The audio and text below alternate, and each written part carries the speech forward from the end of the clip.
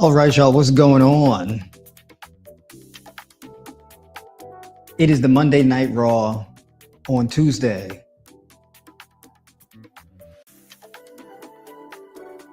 Let me check in with y'all. We see how we doing. Put a 1 in the chat if y'all can hear me clearly.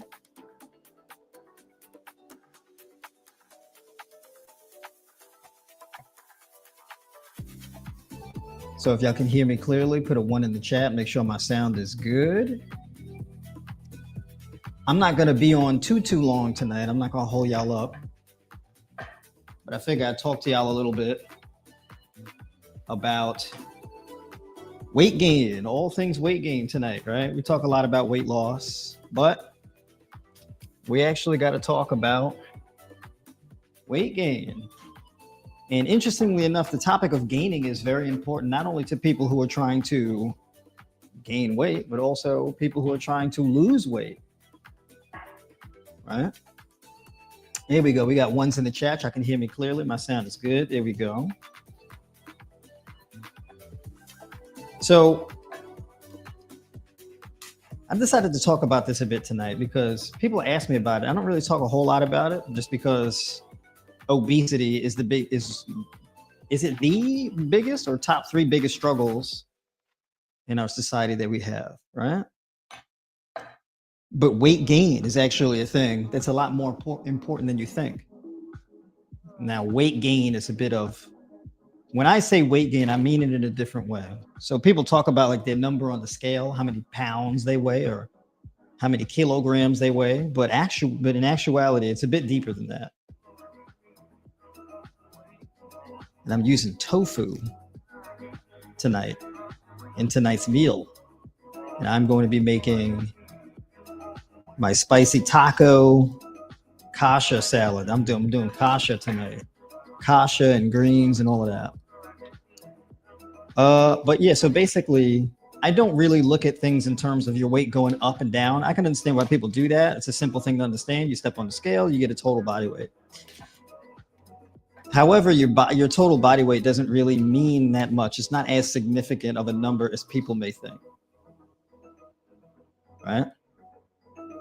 And the reason why is because a thing called body composition exists. And body composition is, well, out of all of your total weight, how much of that is bone mass, how much of that is skeletal muscle tissue, how much of that is water weight, and things like that, right? So it's a bit more nuanced of a topic, actually. All right.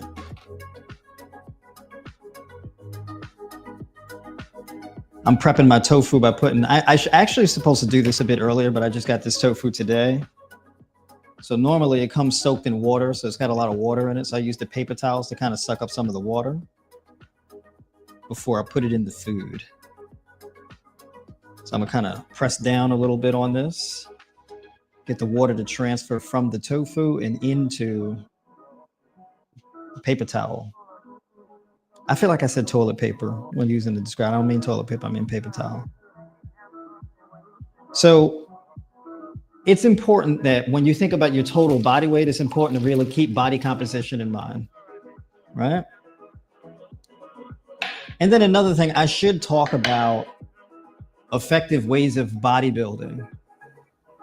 Bodybuilding is actually very important. It's like, you know, bodybuilding is typically looked at as like a hobby, typically for young people who want to look a particular way, right? Because they have role models like Arnold Schwarzenegger or something, right? But in actuality, bodybuilding is essentially just what you call it when you're committed to building as much muscle mass as possible and having a muscular aesthetic. Building muscle is typically viewed as this hobby of people who they want to be big and bulky and they want to look real strong or whatever, right? But it's actually not really that. Bodybuilding is more of like a human, it's more of a, yo, kasha smells so good. By the way, this is kasha. I put dry kasha. So for example, I'll show you the difference here. So these are the differences. So I put a half a cup of this. This is a half a cup of kasha. So this is dry and this is soaked. Right, so you can see the difference. They swell up that much, like 4 times their size. So the kasha that I put in, it filled, a half a cup of the kasha fills up to this line here. And now it's up to the 16-ounce mark on the jar. So I went from the 4-ounce line to the 16-ounce line. So, and this is not even cooked or anything like that. I'll put that in there. So bodybuilding is actually one of the most important things you can do in your life. And believe it or not, this actually the endeavor of building muscle mass actually becomes more and more important and more of a priority as you get older, believe it or not. It's not a thing really for young people. It's a thing actually specifically for older people. But ideally, you'd want to start while you're young, but you'd want to start as soon as possible in general. Muscle mass is one of the biggest determining factors of your overall quality of life. Okay, so let me season this up. Actually, before I even do that, I got to cut up on myself. So I'm going to put that to the side. I'm actually going to start cutting this up. You're going to have to book a call with me soon? All right, well, hey, I'm here when you're ready. All right, I do this every day. Well, not live stream in particular. But yeah, so, building muscle is one of the most important things that we need to do. People focus a lot on like how to eat and what to eat to lose weight, but it's very difficult to lose weight without trying to build muscle mass. And when you do lose weight without building muscle mass, you kind of just deflate. So then you end up having to build muscle mass in order to shape your body, because your skeletal muscle tissue is actually what gives your body its shape and form. And without that, you're kind of just like skin and vital organs connected to bones. It's not really a flattering physique, right?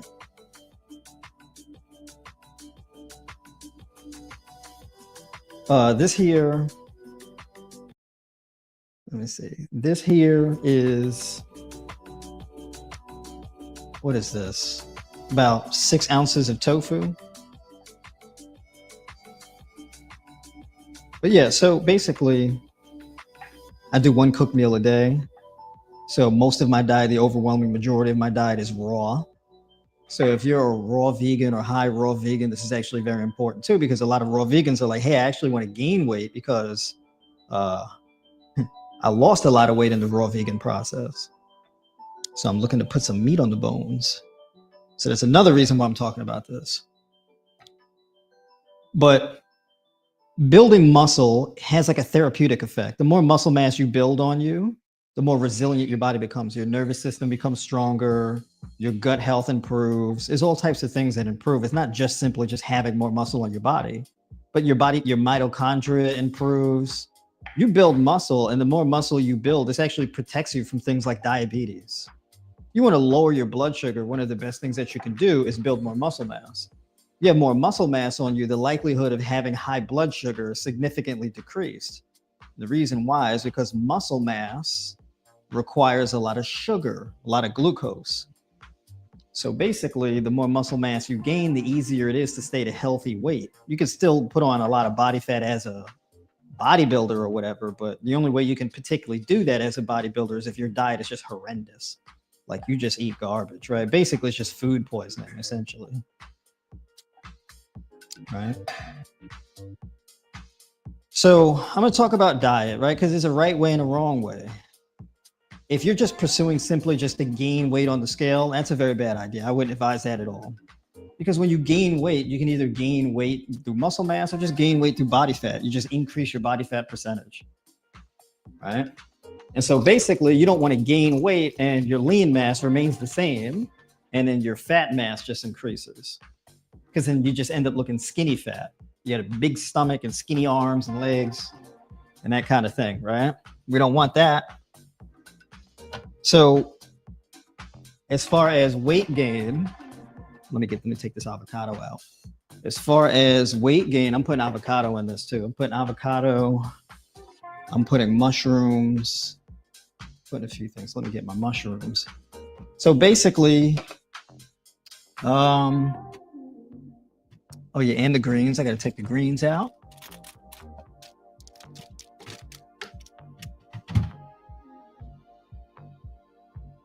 So a good rate of weight gain is, for your lean mass, you can gain, I think a good rate of weight gain as far as building lean mass is around 1 to like 1 to 2 pounds of muscle mass a month. All right. I have to check my mushrooms, make sure they're still good. They shouldn't be slimy and they shouldn't have a smell. All right. But anyways, so typically, like for example, for me, right? 6 weeks ago, I was like 150. 6 weeks ago, I was 152 pounds. Right? Now I'm 157 pounds since this morning. Right? So I've actually been gaining weight at a pretty quick rate. So within 6 weeks, I gained 5 pounds. So I've pretty much been gaining like a pound a week. Right? The reason why that doesn't particularly matter too much on the scale is because glycogen storage, I already have a lot of muscle mass to begin with. So when I eat more and my diet is mostly carbohydrate dominant, and I'll give you an example of this in a second. So my diet is mostly carbohydrate dominant. So when I increase my carbohydrate intake, I can wake up the next day like 2 pounds heavier, right? So I did a 24-hour fast on, what was that? I did a 24-hour fast on Sunday. I weighed in at 154 Monday morning. So I went from 157 pounds on Saturday's weigh-in to 154 pounds on Monday's weigh-in. Well, actually, no, Sunday I weighed in Sunday morning and I was 157. And then I fasted on Sunday for 24 hours and I woke up Monday morning at 154. That's how quickly your numbers can move on the scale. So how did I do one 24-hour fast and wake up 3 pounds lighter? How did I do that? The way that I did that was just simply by depleting glycogen storage inside my cells, right? And therefore losing less water. So I lost more water weight. Water weight predominantly in vital organs and muscle tissue, specifically muscle tissue. So obviously when you don't eat as much carbs during a fast, whereas normally in a day I eat around 400 grams of carbs, maybe like 400 or 500 grams of carbs in a day. Well, after that 24-hour fast, I only really had like 100 and change. So I significantly cut my carbs for that day and it caused me to be lighter as a result because of less glycogen storage and water storage inside muscle tissue. Of course, now today I'm back up to 157. So my weight hasn't really increased after a full day of eating on Monday.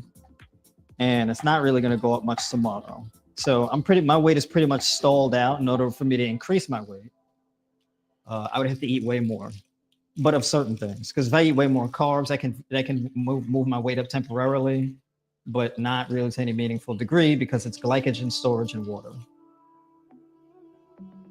Expanding more on water weight, a lot of people try to lose water weight. A goal shouldn't be to lose water weight. Losing water weight essentially is just dehydration. It's not a meaningful way of weight loss, not a meaningful means of weight loss. So you can lose a few pounds of water weight. You really won't look much better. You may look a bit more flat because the way you lose water weight essentially is you just deplete your glycogen and the reason why is because fat mass doesn't really hold water weight. You don't hold water weight inside your fat cells. Fat and water don't really mix. And in fact, if you are obese, you're very overweight, and you don't have much muscle mass, you actually retain less water weight than a person with more muscle mass. So people ask me, hey, would creatine make me gain water weight? Yes. Oh, okay, so wouldn't that make creatine bad? Well, no, because that water weight is stored inside your muscle tissue, so your muscles actually look fuller, gives your muscles more volume. So that's not a bad thing. Water weight just means adequate hydration. That's all that really means. I'm gonna put cashews. Actually, you know what? Let me put sunflower seed kernels in this. I'm not gonna put cashews. I'm gonna put sunflower seed kernels. and I'll put a quarter cup, which is like 1.2 ounces or something like that. It's like 1.1, 1.2 ounces.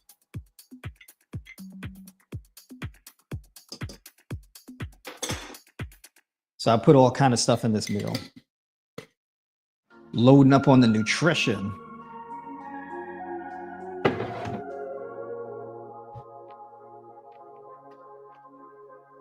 Let me get the bell peppers. So if you're trying to gain weight, water weight can be of a benefit to you because water weight comes with some benefits. You have more water stored inside muscle tissue, you get better training performance, right? When your muscles are flat and dehydrated, it makes you weaker. So your training performance actually decreases, which means you can't do as many reps. You can't do as many sets. You can't push as much weight. Everything kind of just declines in that dehydrated, flattened, low glycogen storage state, right?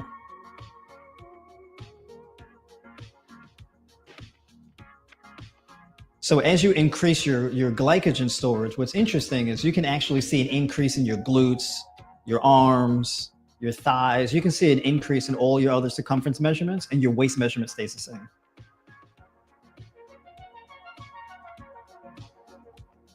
Get some bell pepper in here. And I'm gonna put about, this right here is about 2 ounces of bell pepper. So I'm gonna dice this up and throw it in there. It's a nice, beautiful orange bell pepper. Oh, Mama Dude, if you in the chat, how'd that new juicer work out? Did you use it yet? Let me know in the chat.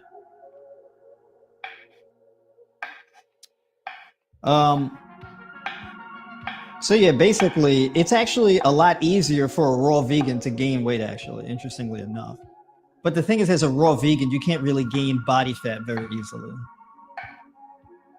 right? So as a raw vegan, the biggest thing that's going to negatively impact you is not eating enough, right? The biggest mistake that raw vegans make, they don't eat enough. And if you're trying to gain weight as a raw vegan, it'd be a good idea to eat more dietary fats, right? Because the extra fat is important to actually synthesize new muscle tissue and hormones and things like that, as far as testosterone, adrenaline, etc.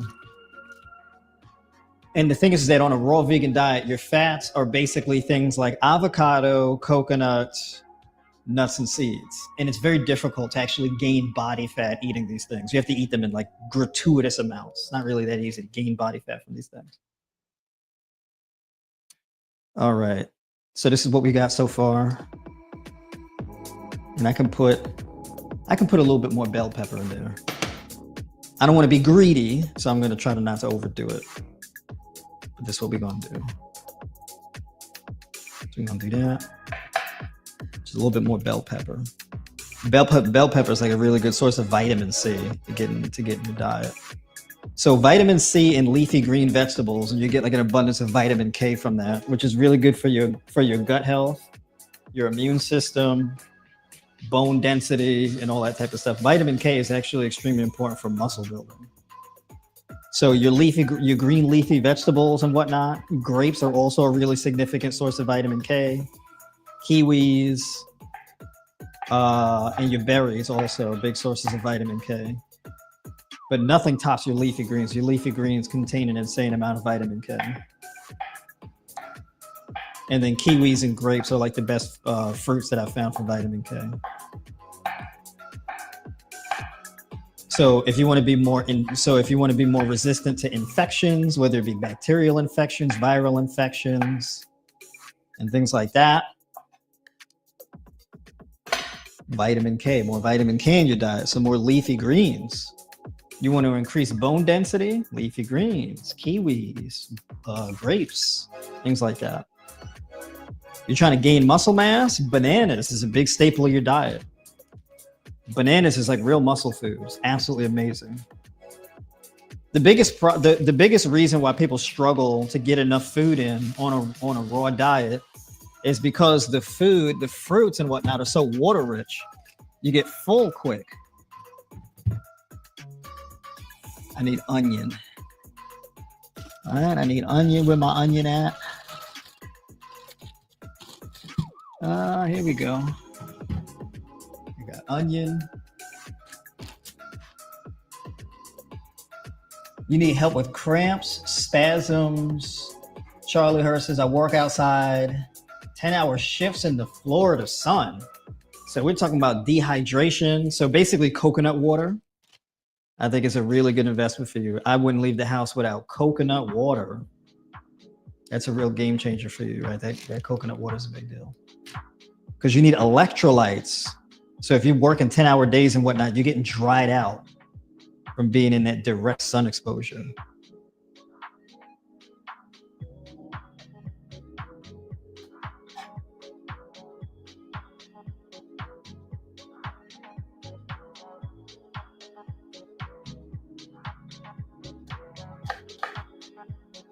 All right.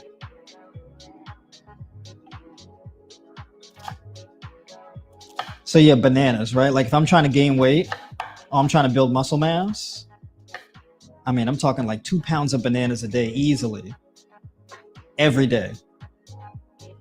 All right.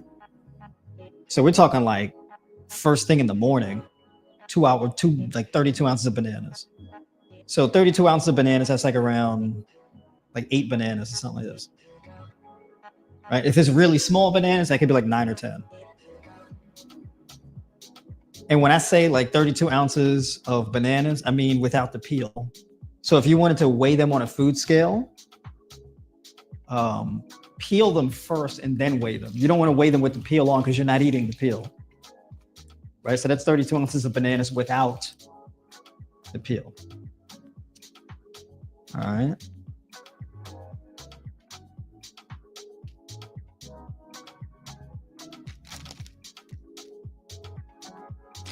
And you got to be patient with the weight gain process. If you're trying to gain weight, a good target goal for carbs could be like around anywhere from 5 to 7 grams of carbs per kilogram of lean mass, right?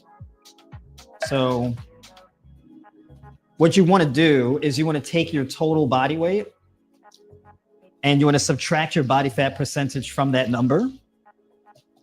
So if you're weighing in pounds, you basically subtract 10% from that. So for example, for me, if I am 160 pounds and I'm 10% body fat, I subtract the 10%, that gives me 144 pounds. And then I divide that by 2.2 to give me my weight in kilograms. So that's 65 kilograms, right? So now what I'm going to, is 65.4 kilograms. So what I'm going to do is I'm going to do 65 kilograms and I'm going to multiply that. The low end would be like 4 kilograms. 4 grams per kilogram is actually kind of low. So I probably would set the floor at 5. So 65 times 5, that gives me 325 grams of carbs. 325 grams of carbs is like the lowest I would go on carbs. If I'm eating 3 meals a day, all three of those meals are going to contain at least 100 grams of carbs, right? So now an upper threshold of that could be, let's say 7. So if I do 65 grams, 5 grams of carbs per kilogram of lean mass, that gives me 455 grams of carbs. All right. 1 gram of carbs is 4 calories. This has a caloric value of 4. So basically the total caloric amount of that 455 is 1,820 calories. So 1,820 of my daily caloric intake, well, there's no caloric intake, but just for language sake, right? 1,820 calories is coming from carbs. All right.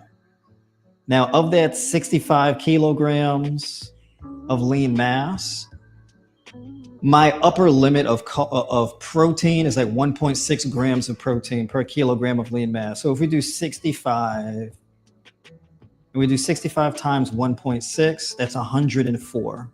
So my upper threshold for protein is 104 grams of protein, right? So 455 grams of carbs, 104 grams of protein. So I'm pretty much eating protein and carbs at like a 4-to-1 ratio. So 1 gram of protein is 4 calories. So basically that's 416 calories. So we do 416, which is 416 calories coming from protein, and then we add the 1820. So now that brings me up to 2,236 calories. All right. For my fat intake is anywhere from 60 to 80 grams of fat per day. It's around that. So I'm pretty much doing, 65, my upper limit for fat intake is around, 65.1.2. Right. So it's like around, for me personally, if I'm trying to gain weight, my fat intake is going to be 1 gram of fat per kilogram of lean mass, or upwards of like 1.2. It's going to be around there. So that brings me up to 78 grams of fat. Pretty much for me personally, with every meal of the day, I would have, well, not every meal of the day, because like if I just have fruits, like I ate 24 ounces of grapes earlier, but I didn't have any fat with it. It was just fruits, right? So actually, I only get fat. If I had 3 meals today, I only get fat from one of my meals. The first meal, I had like 25 grams of fat, and this meal, I'm having the rest, right? So today, I'm probably going to get somewhere around 60 and change as far as fat intake. Well, the avocado actually is going to make a lot of difference. So the avocado would get me up to around 80.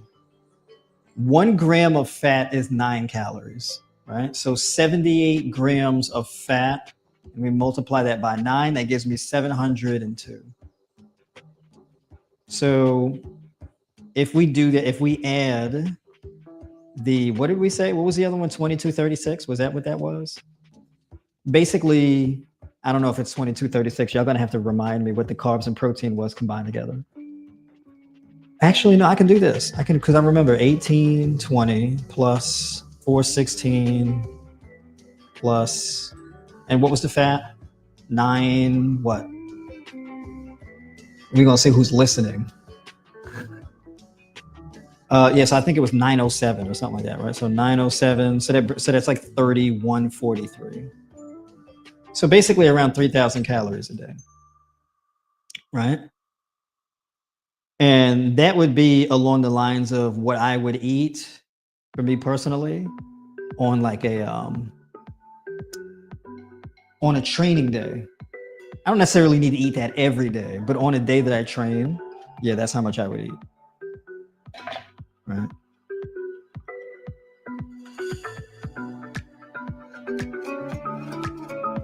All right, let's see. I've tried all different types of magnesium, the malate, and I drink coconut water. I drink at least 5 16-ounce bottles of water a week, minimum of cocoa. Any advice on plantar fasciitis?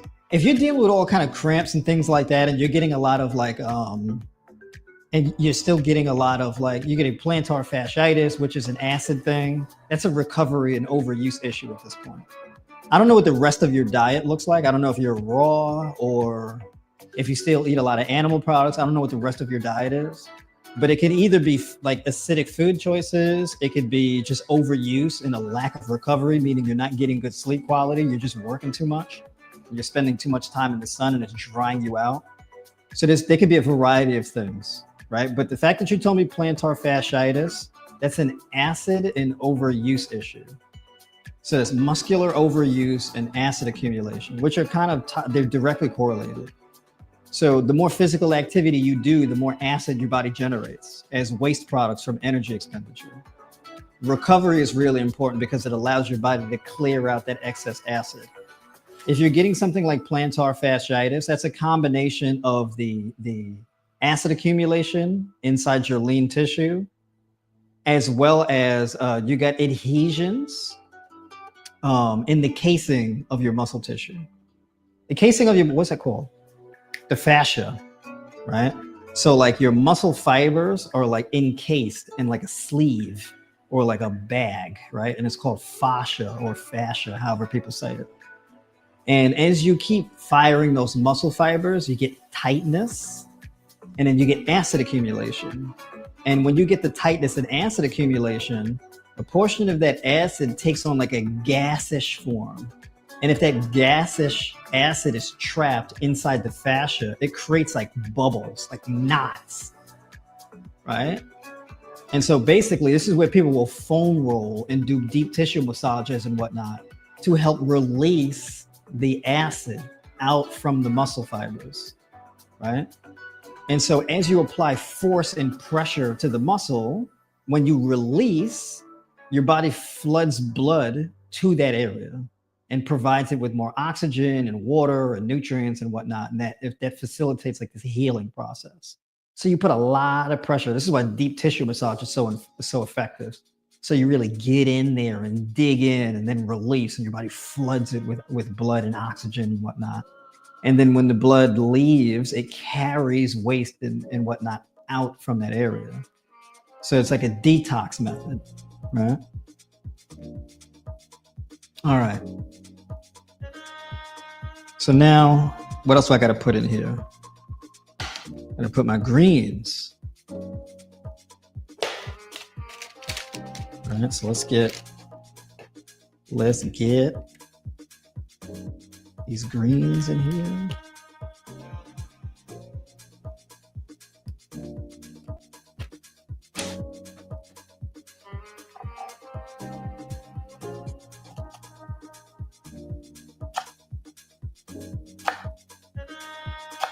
All right. I'm not gonna cut my fingers, don't worry, but don't jinx me either, all right? They're gonna mess around short in the stream if I lose a finger cutting up greens in here.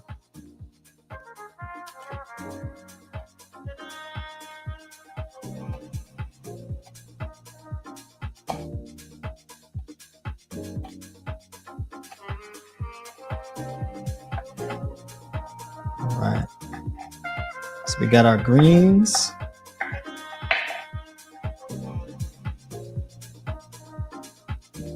I should actually bring the pot over so I'm not dropping food on the floor. All right, so now that thing is covered in greens. So now I'm gonna mix everything in and then season it, add the tomato sauce, and put it on a very low heat to activate the herbs and the seasonings and whatnot a little bit. And then I'm gonna chow down and go to bed.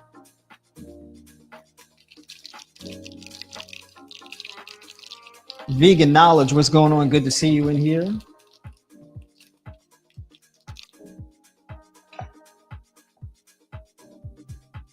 All right.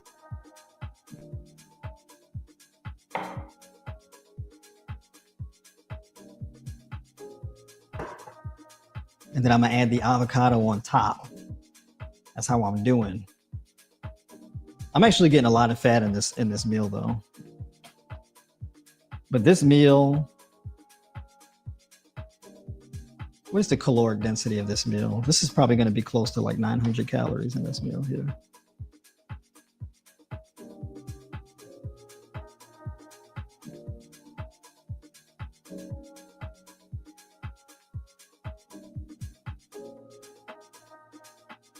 Here we go. Oh, it smells so good too.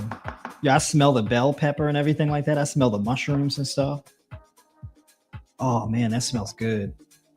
Y'all don't understand. Well, some of you do understand actually, so I take that back. We add the tomato sauce. There we go. I got to get my bulk order of cayenne pepper because I'm running out of cayenne pepper. I be running through seasonings, y'all. I'm a power user. All right. Get my seasonings out.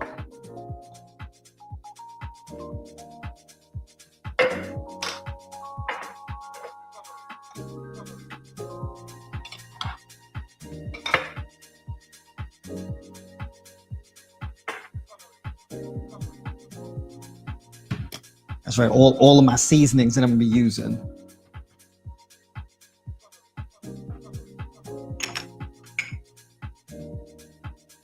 There we go. Get this nutritional yeast in here.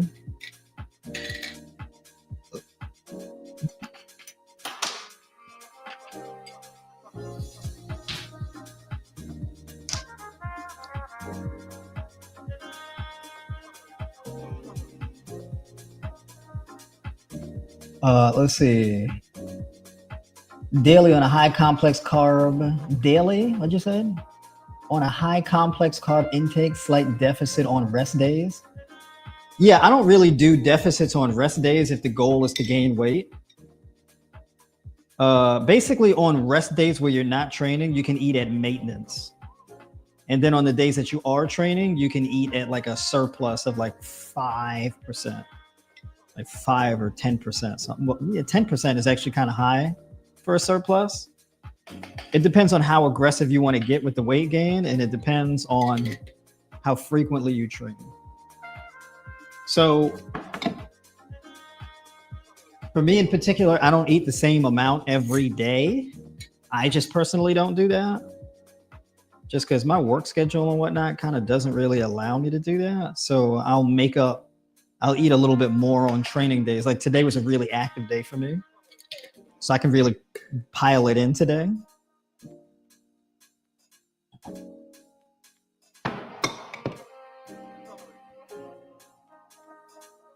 But yeah, so normally like I'll eat between 3,100 calories a day and 2,600 calories a day.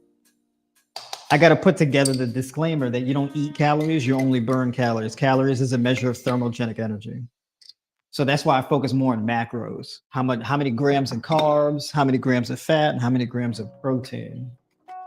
But basically, if you want to gain weight, like gain lean mass most effectively, your diet should be largely just made of carbs. Because the more fats you eat, the fat really sticks to you. So when you're eating a high amount of carbs, and then you also eat a high amount of fat, you're kind of dirty bulking a little bit at that point. So this could subject you to having unnecessary or unwanted weight gain. A typical suggestion for bodybuilders is where you try to gain like a pound a week or something like that over a short period of time. So like, for example, and it depends on what your starting weight is and what your goal weight is. I think a pound a week of weight gain is very high. I would probably say a half a pound of weight gain a week is more feasible. It's probably a better target goal. But the sweet spot for me personally has always been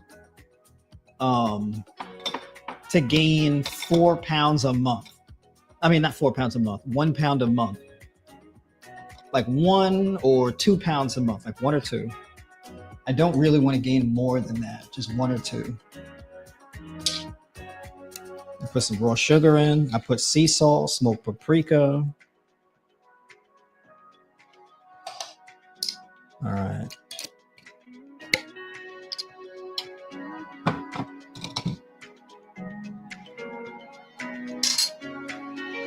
Add some cumin, just a little bit, not too much. Cumin is real strong, so you want to be careful that you don't add too much, because it's very noticeable if you do. And cayenne pepper, I like it hot and spicy, so I kind of OD with it. I wouldn't advise you to do that if you have a bit of a sensitivity to spicy food. I, however, like it spicy. Let's see.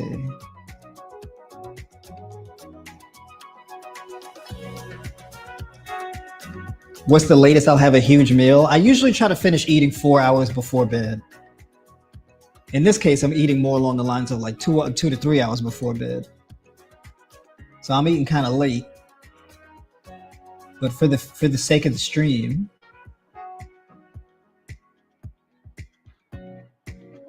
so that's typically what I would do. So basically, within 6 weeks for me, I've gained about 5 pounds. So I'm a little bit ahead of schedule, but not really, because after my last fast, I dropped back down to 154.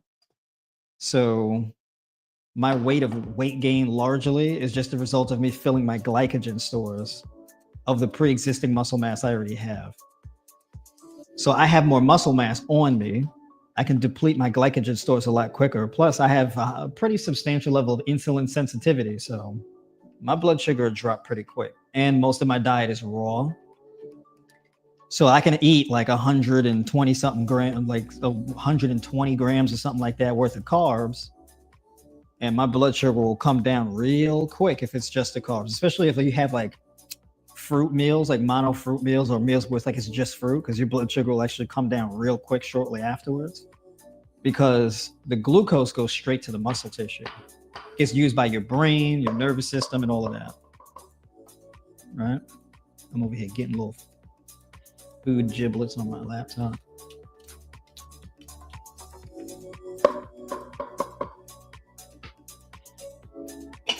All right, so now just put this lid on. Put that on that low heat. Boom. All right, now we wait. Oh, oops. See, I done got some little food nuggets here. So I'm gonna put this in the pot.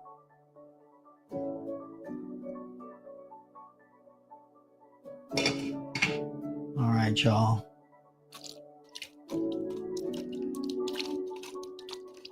What's the ideal solution for both? You mean the electrolyte issues? Yeah. So I mean, scheduling is like really important, right?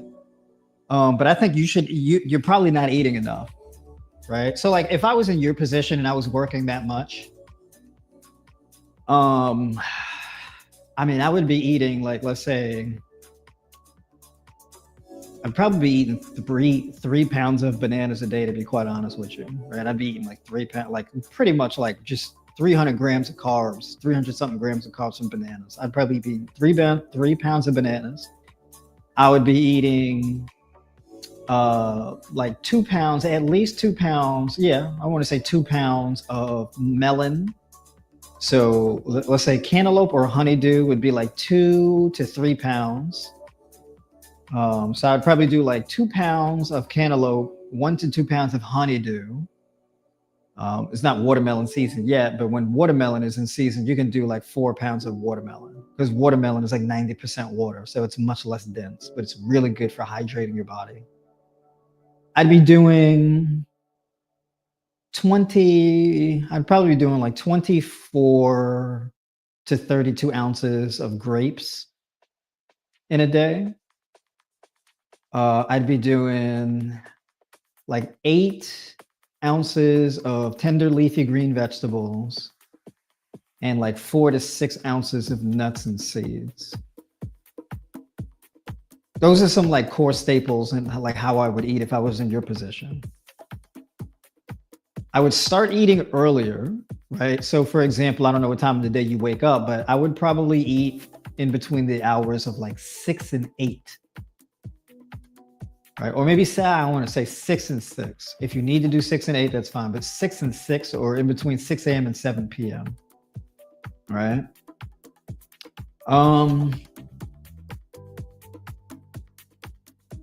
Before your first meal, I would probably drink like 24 to 32 ounces of burdock root tea.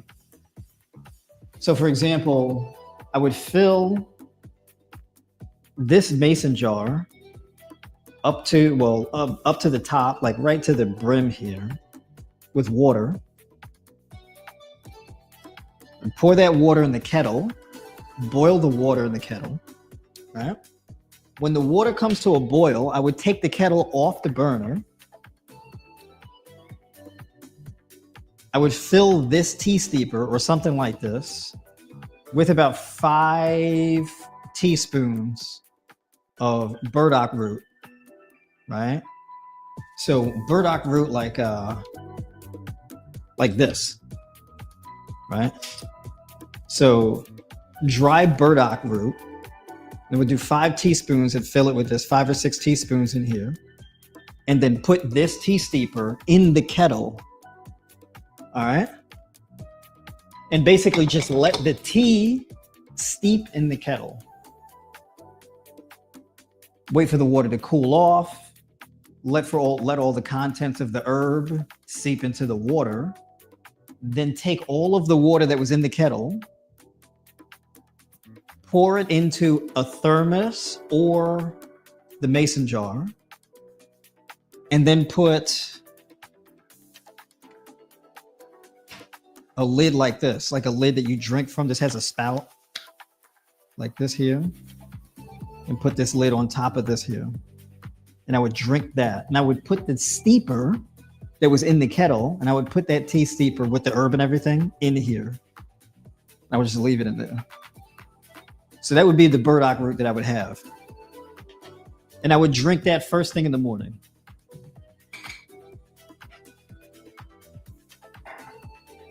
All right, so that's what I would do. And then of course, like you can have at the end of the day, you can just do fruit. So you can have big portions of your fruit and have like 1 or 2 ounces of nuts or seeds with the fruit, right? And then at the end of the day, that's where you can have more of like your cooked foods and things like that, right? That's what I would do personally. I would really prioritize hydrating foods. So the burdock root, and then these hydrating fruits, bananas, melons, grapes, kiwi, citrus fruits like tangerines, tangelos, grapefruit, this type of thing, pomelos, that type of thing. So I would have that throughout the day. And then more of a meal like this at the end of the day. All right. That's what I would do.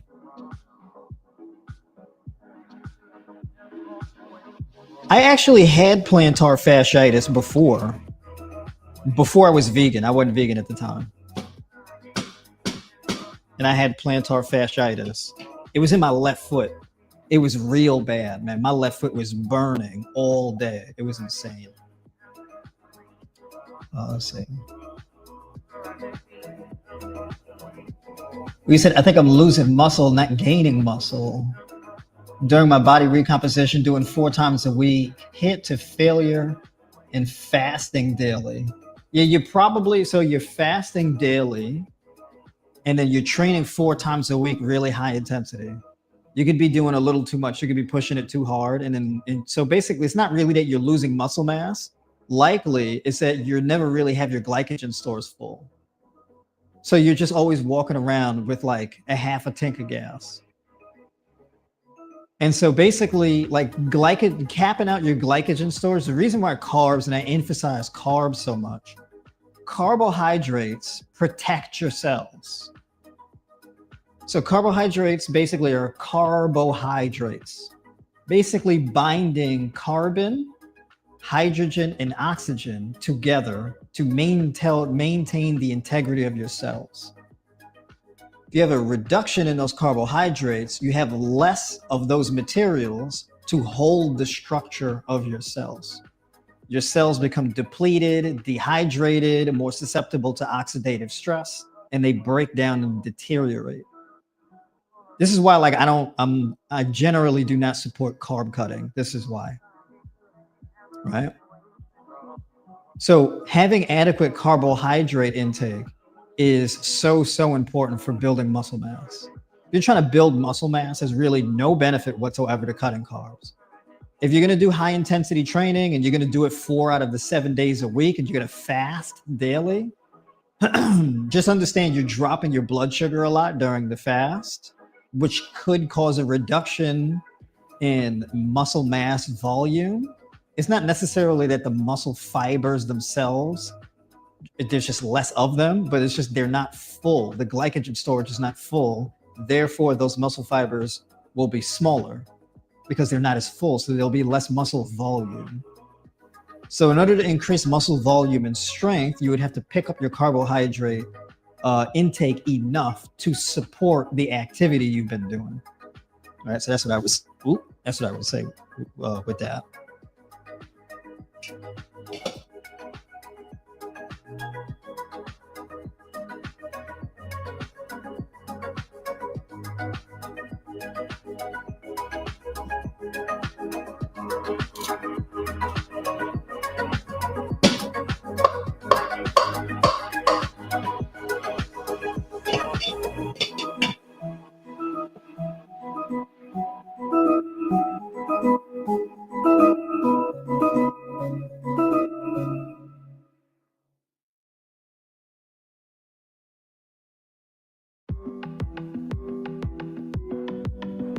What's optimal calorie and macro intake would allow me to simultaneously lose a lot of fat and build a lot of muscle mass? It depends on what your body composition is.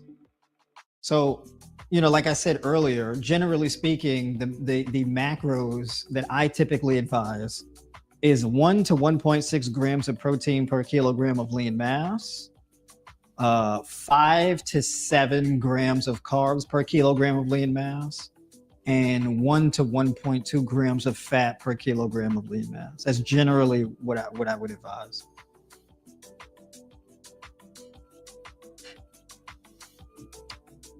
John Green, my man, what am I making? Yeah, I'm making the spicy, savory kasha salad.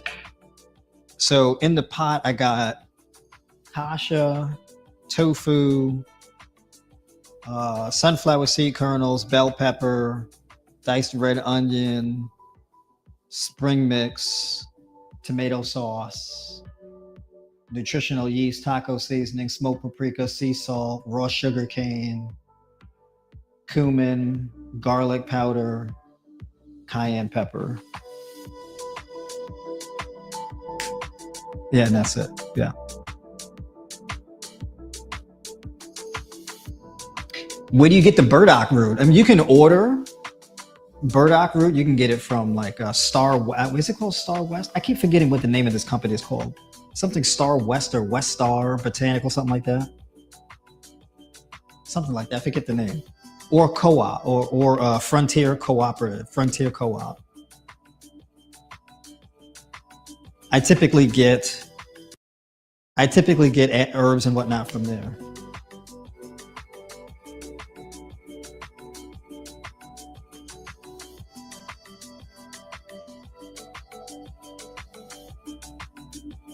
Big Sip, what's going on? Good to see you in here.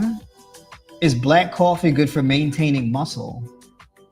Is it good for maintaining muscle? I mean, not that I know of. Because I work at a restaurant, I don't want to eat any meat, so I usually eat apples and drink coffee with honey until it's time to go. I mean, if you're trying to maintain muscle mass, you got to figure out a way to bring that fruit and get them carbs in. So packing grapes, bananas, and things like that, right? Pack your fruits that you eat throughout the day. Or to like be well fed before you leave the house and go to work, and then have snacks and things like that with you for like fruits and nuts and seeds with you while you're at work. And then you can just graze throughout the day when you have a moment at work. And then at night, you can have a bigger meal. So like what I would do, if I couldn't really eat during the day, I would eat like a pretty big meal, like a meal that's like around 1,000 to 1,200 calories, right? Before I left the house.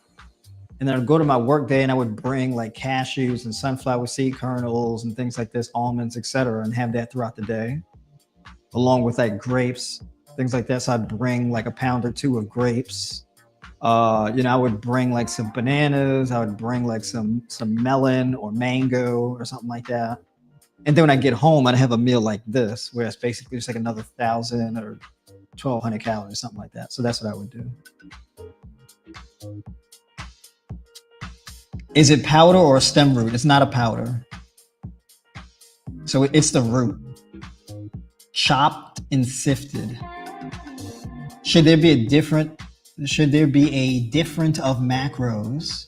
You mean a different what of macros? A different set of macros on lifting days versus rest days? For example, surplus of macros on lift days. Yeah, so basically on your lifting days, you would increase probably like on lifting days, because there's two ways to do it, right? So for example, for me, I have like my training days where I eat more. So I just do more carbs on training days, and then non-training days I don't. So when I mentioned earlier, carbs, 5 to 7 grams per kilogram of lean mass. So I would do 7 grams of carbs per kilogram of lean mass on training days, and then 5 grams of carbs per kilogram of lean mass on non-training days, right? Protein intake on non-training days would be like 1.6. non-training days would be like around 1.4. 1.4. I don't really eat 1.4 as much, but yeah, like around 1.4. I actually do have a habit of going over 1.6, right? So I just added the tofu to that. So I'm definitely going over 104 grams today. But like, for example, my first meal of the day, I get like 50 grams of protein in that because I add hemp seeds, I add soy milk, I do rolled oats. What else? And I do powdered peanuts in that. So I do like my overnight oats and whatnot. So that's already like 50 grams of protein, something like that, maybe 47 or whatever the case is. And then, after that, I'll do like, let's say a cantaloupe. I do 2 pounds of cantaloupe. That's another 10 grams of protein, right? So now I'm up to like 60, right? And then this meal is another 60 grams of protein, somewhere like 60 and change, somewhere around there. So I tend to come out like in between 110 and 120 as far as protein is concerned. But yeah, the carbs, the biggest difference is like I modulate my fat intake and protein and my fat and carbohydrate intake the most. But my fats may be a bit higher on training days. So my fats and my carbs are higher on training days. So for example, on non-training days, my fat intake would be like around 1 gram of carbs per kilogram of lean mass. So like in between 60 and 65 grams. For me, for carbs, I don't really ever drop below 300 grams of carbs. Like 300 grams of carbs for me is like very low. In order for me to drop below 300 grams of carbs, I would have to like miss a meal. Because each meal contains roughly like 100 grams of carbs.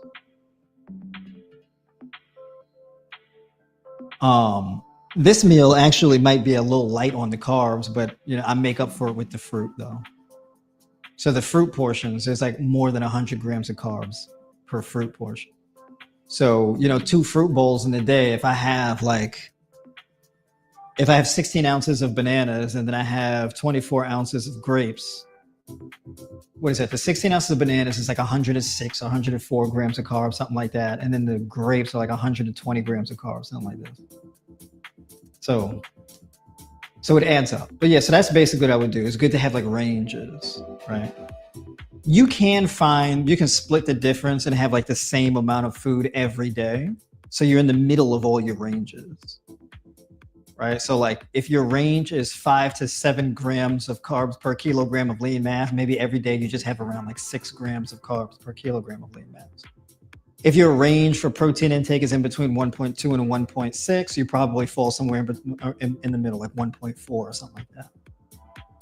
If your range for dietary fats is like 0.75 grams of fat to 1.3 grams of fat per kilogram of lean mass, maybe you're somewhere in the middle, like 1.1, 1.2, something like this.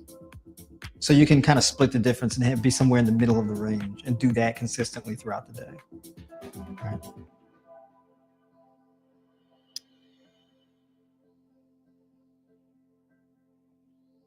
Yeah, in order to cut and build at the same time, that means that you're not really going to do either one very well. If you want to cut and build at the same time, I think more of a raw or high raw vegan approach is probably ideal, where your dietary fats are in between like 15% of your macros. The most effective way that I've been able to really optimize muscle growth and gaining muscle mass without gaining excess body fat is actually cutting my fat intake. So my fat intake was like around 0.5 gram to 1 gram of fat per kilogram of lean mass, but it was usually like around 15% of my macros, whatever that was.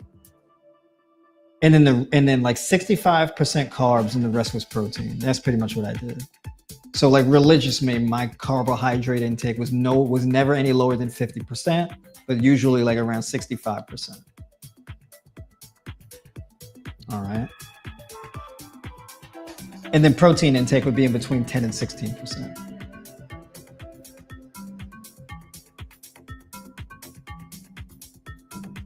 Why am I using kilograms instead of pounds? So I don't do pounds to grams because I don't like mixing math systems. So I just use the metric system. So since carbs and proteins as fats are typically measured in grams, And grams is more accurate. It's a smaller measurement, right? Like a gram is smaller than an ounce. So basically, I'll just do, instead of doing ounces to pounds, I do grams to kilograms. So I use the metric system for those calculations. Except for like when I'm weighing food, I'll weigh food in ounces and pounds. And the reason why is because I'm not measuring grams of food, because I don't eat grams of things, right? Like I'm not going to eat a certain amount of grams of bananas. I'm not going to do that. It makes more sense to use a larger measurement like ounces. I never eat less than an ounce of a food. I never really ever do that.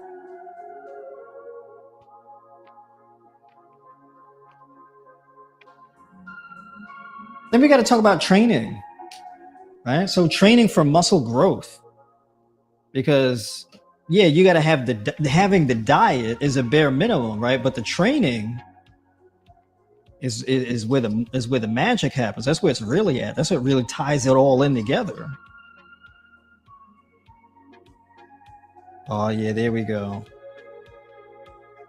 We got it, boys and girls. Oh yeah. Oh God, dude. Oh God. Oh God.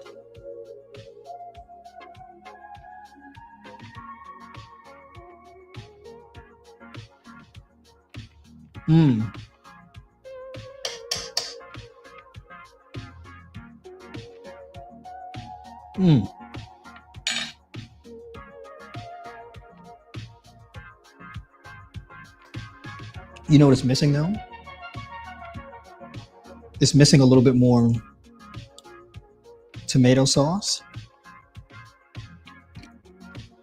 And we need a little bit more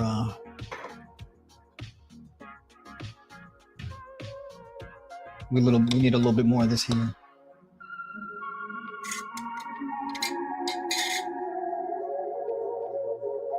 Oh yeah, we need a little bit more smoked paprika.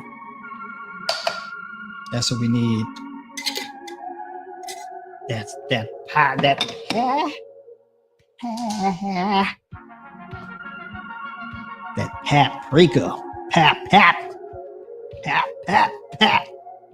Paprika. So the training, right? There's two different ways.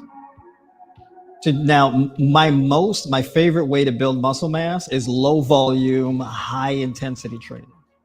So like 1 set per exercise. Okay.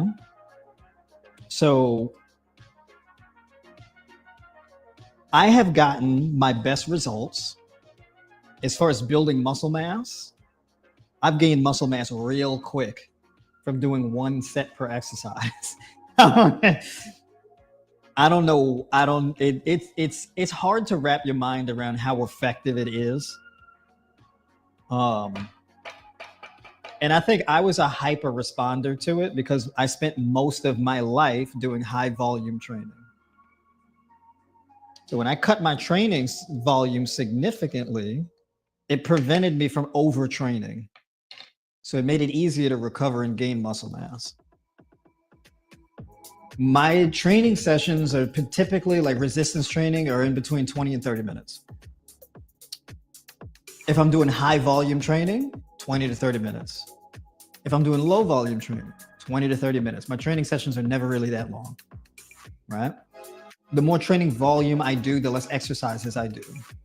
The less training volume I do, the more exercises I do, right? So for example, there's one and very important rule. Your body will change the most from whatever you do the least. Meaning, if I'm used to high volume training, I'm doing 10, 16 sets per muscle group every week. If I cut that down by like 80% of the training volume, meaning instead of doing 10 sets like per exercise or per muscle group per week, I'm doing 3 sets per week. So I go from 10 to 16 sets to like 3 sets of training volume for that muscle group per week. What happens is if I push those sets harder, I'm going to experience a level of intensity that my body is going to be hyper responsive to, because it's a stimulus that my body never really experiences. So it's going to be hyper sensitive to it. It's going to respond very quickly to it. But somebody like me now, I've been doing the low volume training for a really long period of time. I've been doing the low volume stuff for a couple of years now. Probably more than that, but just say a couple of years. I did it all 2024. I've been doing it all 2025. I think actually I started kind of in 2023. So now for me, yesterday, well, actually no, Monday, yeah.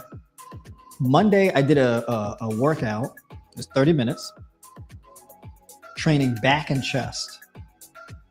I did 4 exercises. In those 4 exercises, I did 5 sets each. But my training intensity was real low. So basically, I did pull-ups, dips, supersetted together. And then after that, I did chin-ups and push-ups, banded push-ups. Supersetted together, 5 sets. So it's 10 sets back, 10 sets pushing for chest, shoulders, and triceps. I am incredibly sore today. It's insane. My lats, I felt my lats all the way from my shoulder all the way down the side of my back to like the origin of my lat. It's insane. I felt my lats like crazy. It felt like I took 2 weeks off from training. Like my chest, I feel the soreness here in my chest all the way to like here. Okay, like straight across. My chest is insanely sore from doing that. The reason why I haven't done that level of training volume, like 10 sets, I do like 3 sets a week per muscle group. So going from 3 sets to like 10 sets is wild, right? So my body hyper responds to that. I'm over here talking and forgetting to let me taste test this right quick.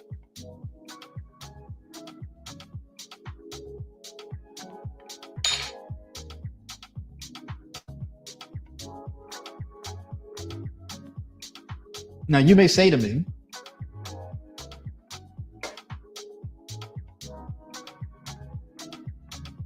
well, are you saying that you changed your mind on low volume training and you're going to start doing high volume training? No, I have not changed my mind. The overwhelming majority of my training is still going to be low volume training. I prefer it, which is why I'm going to do it more. But I do have a weakness, or I develop a weakness for endurance training because my body's not used to doing that much training volume. My workouts are so short. Like my resistance training sessions are so short. My body's not used to doing that much training volume. So I don't really like to have weaknesses. So my reason for doing the higher volume training is so I don't become completely desensitized to it. And I have become very desensitized to it, which is why I'm so sore today. I did lower body today. I did hamstrings and quads. So split squats and leg curls. So we'll see how my legs feel tomorrow. I do higher volume on my legs though. So my legs may not really feel it that much because I do all my cardio on my legs. So my legs are already kind of conditioned to doing higher volume in the way that my upper body is not. So basically for me, I still want to keep my ability to be able to do more sets. But the time frame of the workout is still the same. It's still 20 to 30 minutes.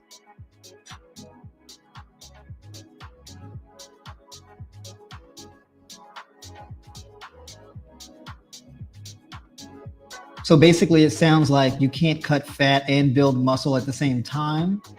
You can cut fat and build muscle at the same time. It just doesn't happen that fast. It's not ideal.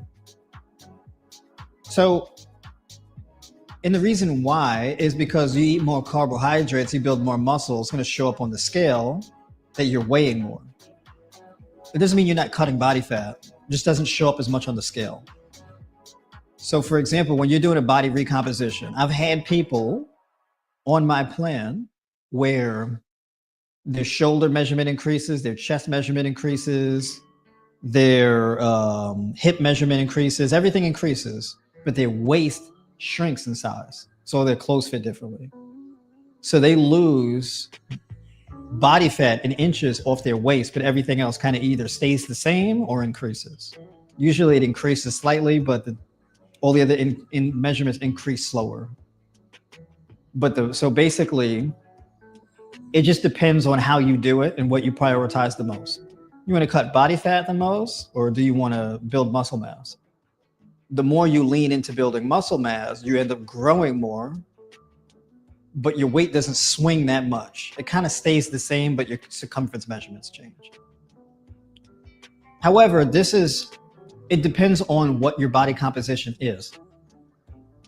So like, let's say if you have to lose like 100 pounds or 150 pounds, I wouldn't necessarily put a whole lot of value in building muscle mass.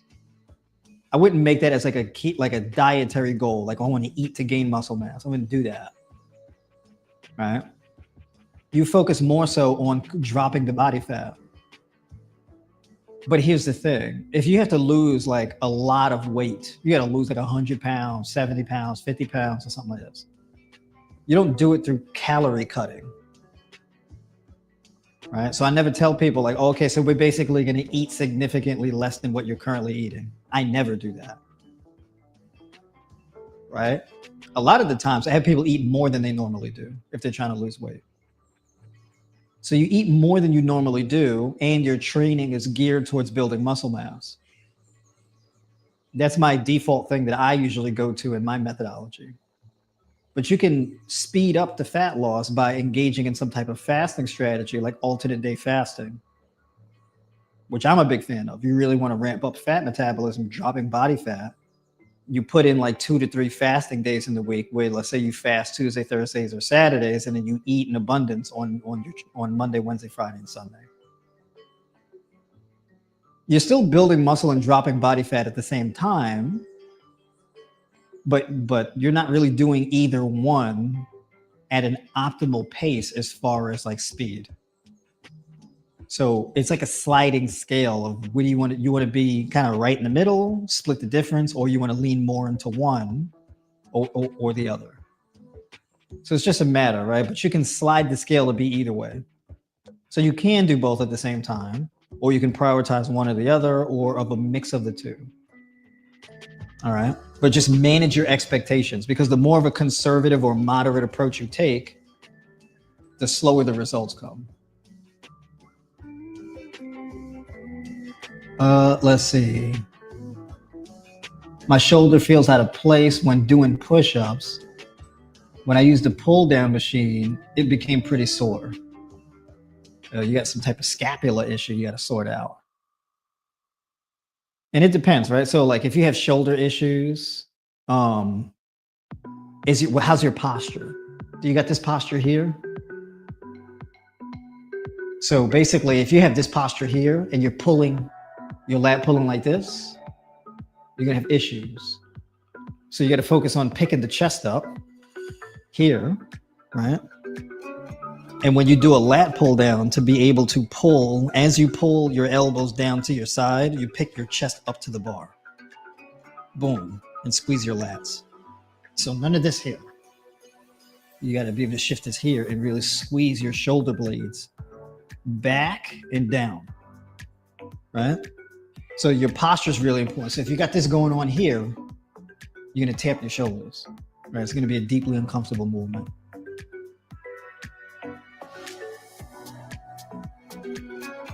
Do you consume sprouted legumes daily? Not daily, not really. I get a taste for them sometimes. I don't eat sprouted legumes very often, at least not as of late. Like I said, I usually do about 400 to 500 push-ups and some amount of sit-ups. Have definitely noticed my muscles getting more sculpted. You see that high volume. But since I stopped building muscle mass, since I've stopped eating meat, it's harder to build muscle mass. Yeah, it depends on what the rest of your macros look like. People cut meat out of their diet and then they just end up eating less food.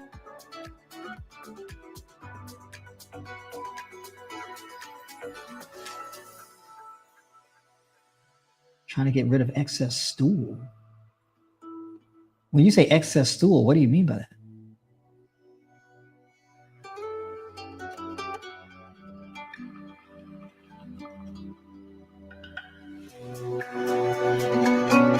Want to know my perspective on biophotons? What do you mean by that? Do I structure my own water? What do you mean by me structuring my own water? Like I get structured water from my food. I don't know if you mean, but I don't know if you mean if that's what you mean. But I don't know how to structure my own water. I don't know what that means. What if you split your days between cut days and build days? Is this effective for some body recomposition? Yeah, so for me in particular, I usually try to do one over the other. So for example, if you have a lot of body fat to lose, you may want to really prioritize dropping the body fat. So you build muscle mass, you train to build muscle mass, but you eat to detoxify your body and improve insulin sensitivity, right? And fill your glycogen store. So your diet could really be geared towards really powering your body and improving your metabolic health. And then your training is more geared towards building muscle mass. That's really how you should do it. And then if you want to speed up fat metabolism, you can throw in more fasting days.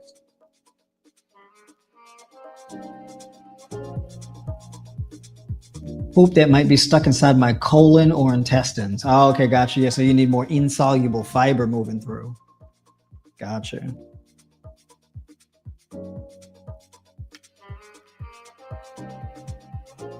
Oh, hold on. My avocado.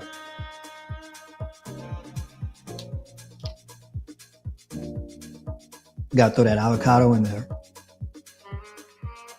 I gotta hurry up and eat too. It's already 8:30. I gotta eat, take a shower, and get to bed. Y'all gonna have me up here all night. And I said I wasn't gonna be on here too long. I always say that, and then what do I end up doing? End up being on here for like 2 hours. God damn. This avocado seed ain't playing. Lord. I don't know if an avocado seed should be that soft. I'm kind of nervous about that. What kind of avocado seed is this? Lord. What is that?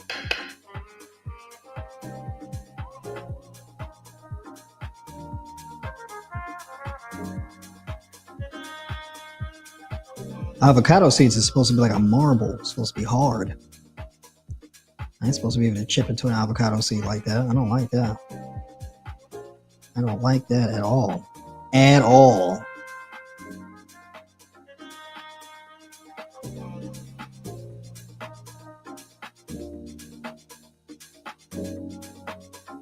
See, this avocado is being obstinate. I gotta dig it out.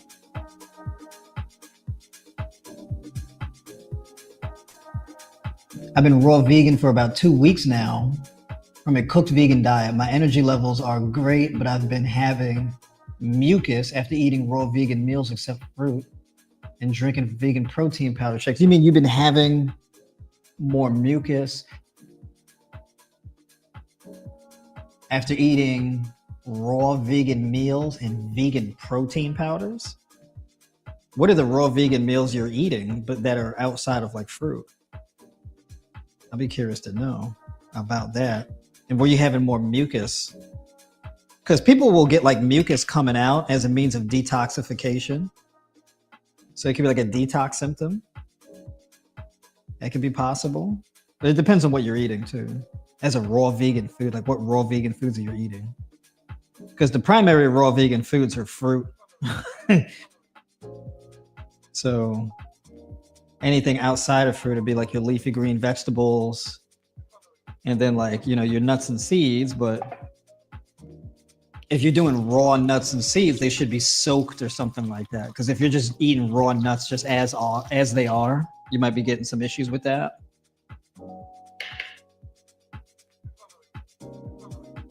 So you should either roast your nuts or you should soak them. You can like throw them in smoothies and things like that.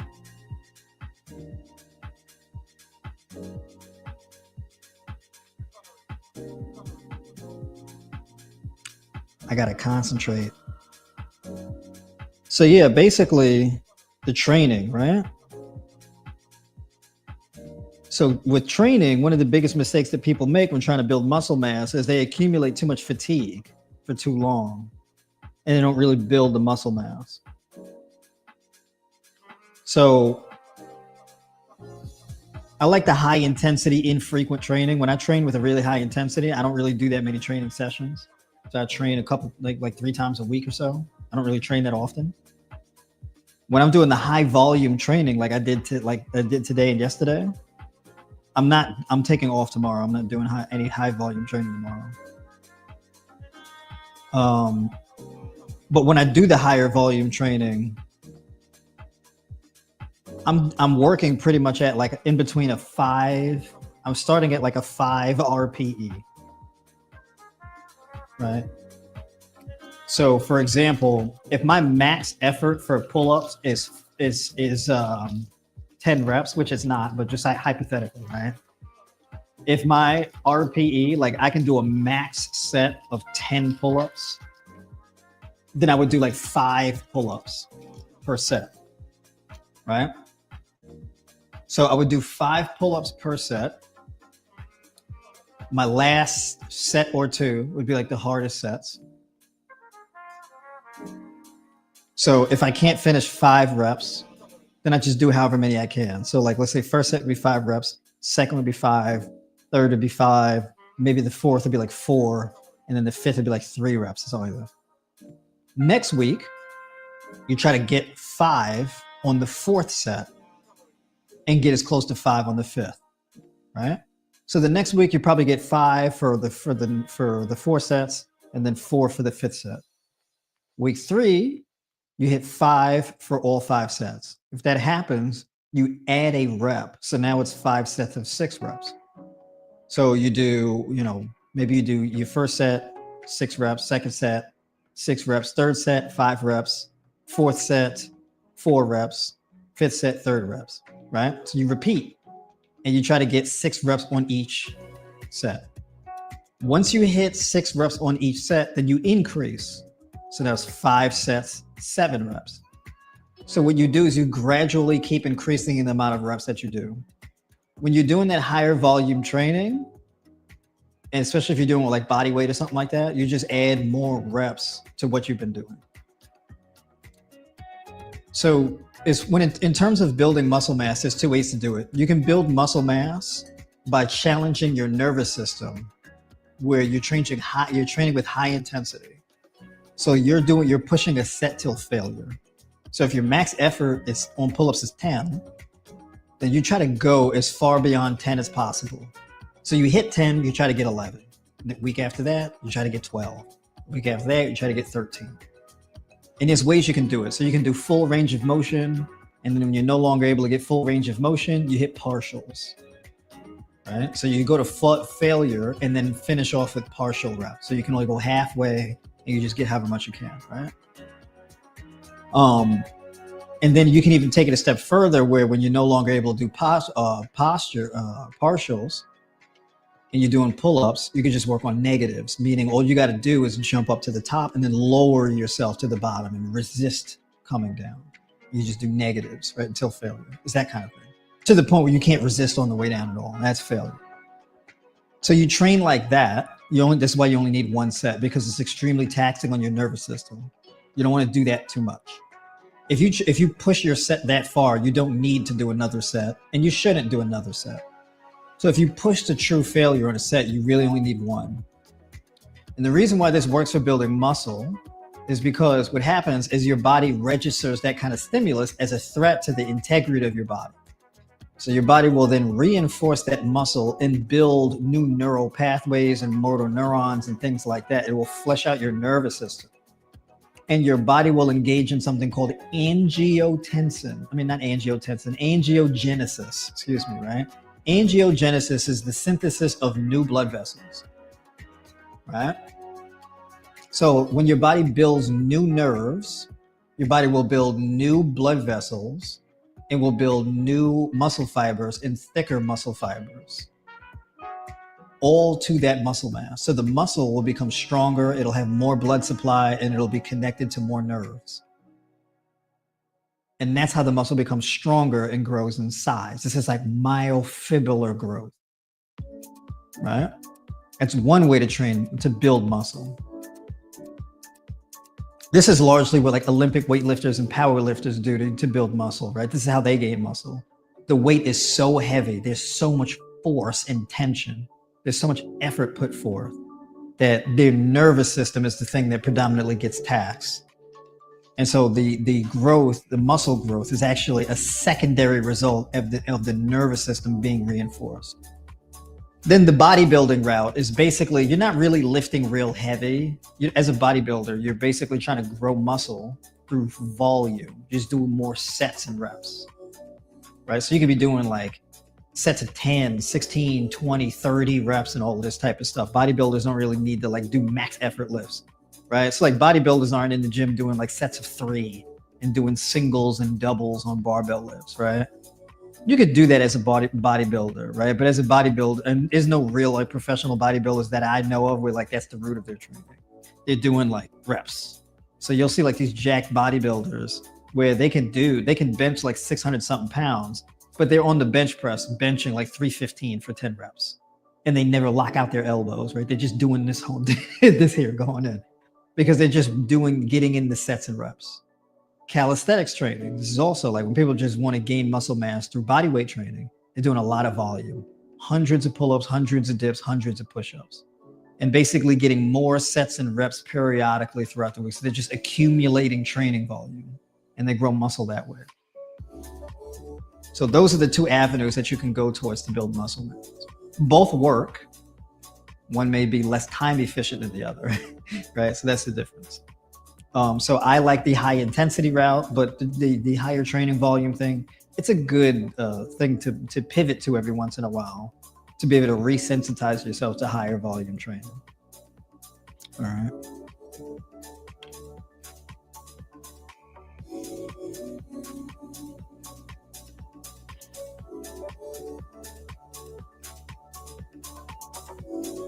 Oh, you said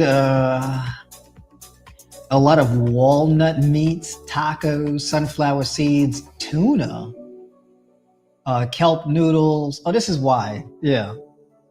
So you're getting in a lot of extra dietary fats that can be driving the mucus. And then the kelp noodles is processed, so that could be causing you some issues there. So yeah, I would say to keep it more bare bones and simple if you're having them kind of issues with the mucus. How about sea moss? Yeah, sea moss is phenomenal. It's a good way to get like, sea moss is like a mineral supplement. Like if you want more omega-3 essential fatty acids and you want like the whole plethora of minerals, your macro minerals, all your trace minerals and things like that, sea moss is absolutely phenomenal for that. It's nature's multivitamin.